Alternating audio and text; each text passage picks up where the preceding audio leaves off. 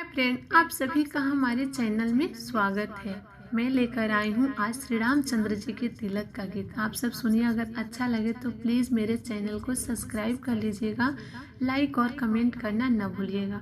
तो चलिए शुरू करते हैं। गाय के गोबर अंगना लिपायो, गाय के गोबर अंगना लिपायो, गजमोती चौका पुरायो, भले जी आज अवधपुर में तिलक चढ़तु है, भले जी आज अवधपुर में तिलक चढ़तु है। गरजी राजा दशरथ बोलतु है, गरजी राजा दशरथ बोलतु है। तिलक राम जोगे नाही, भले जी आज अवधपुर में तिलक चढ़तु है।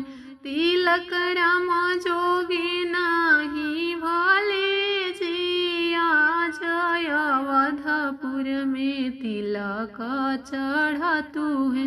हाँ कड़ी रानी कोशिला बोलतु है, हाँ कड़ी रानी कोशिला बोलतु है। तिलक राम जोगे नाही, भले जी आज अवधपुर में तिलक चढ़तु है। बिनती राजा जनक बोलतु है, बिनती राजा जनक बोलतु है। हमरा तो कुछ भी नहीं है, भले जी आज अवधपुर में तिलक चढ़तु है।